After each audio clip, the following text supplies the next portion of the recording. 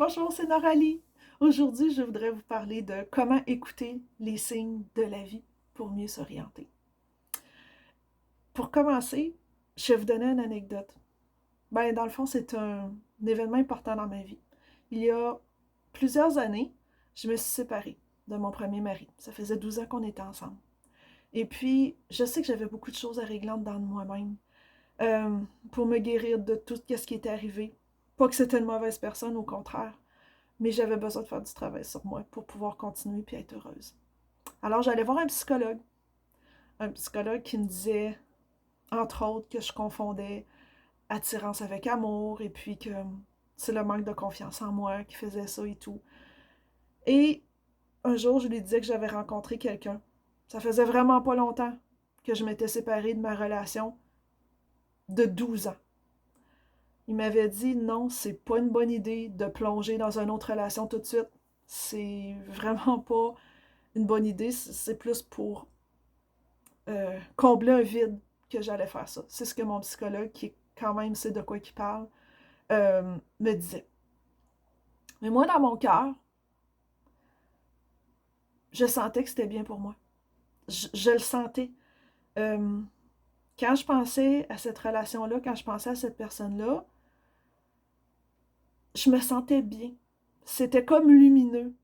C'était pas une excitation comme malsaine ou quoi que ce soit qui peut arriver quand on pense que c'est la bonne affaire puis que ça ne l'est pas finalement. Non, c'était calme.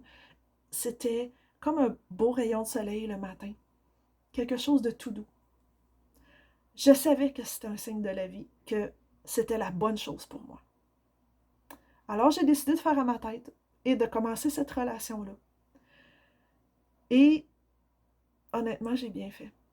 J'ai bien fait de suivre mon cœur au lieu de suivre la voix de la raison, qui est de dire mon psychologue, même s'il savait de quoi il parlait. Parce que cette fois-là, c'est mon intuition qui avait raison. Alors c'est ça que je vous encourage à faire. D'écouter votre cœur. C'est un des signes de la vie.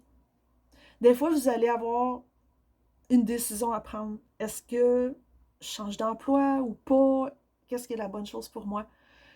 L'important, c'est de mettre toutes les pensées puis les peurs de côté puis écouter ici. Qu'est-ce que ça dit?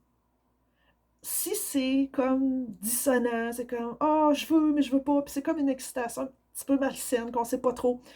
Non. La réponse, c'est non. Puis il ne faut pas essayer de faire forcer selon ce que notre tête veut. Ça, c'est le piège.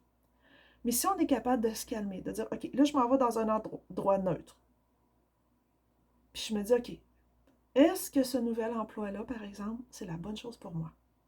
Si oui, dans votre cœur, vous allez vous sentir léger. Ça va faire un beau petit pétillement agréable. Quand vous allez passer à ça, ça va vous donner de l'énergie. Ça, c'est un des plus grands signes de la vie. Si ça vous donne de l'énergie d'y penser, que ça vous élève, c'est parce que c'est la bonne chose à faire. Si ça vous rend un petit peu anxieux, j'aimerais ça, mais là, c'est... Non, c'est pas la bonne chose. Alors, si vous essayez de faire ça pour chaque décision que vous avez à prendre, puis vous écoutez votre cœur, vous vous tromperez pas. Vous vous tromperez pas, je vous le dis. Et puis, pour en revenir à ma relation de tantôt, ça fait 22 ans aujourd'hui que j'étais avec cette personne-là. Donc, j'ai définitivement fait le bon choix.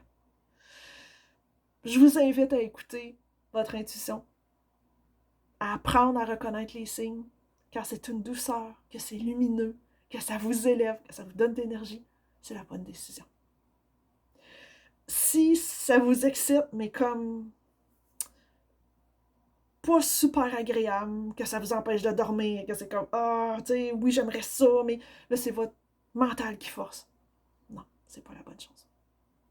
Alors, écoutez votre cœur. Bisous, on se dit à la prochaine.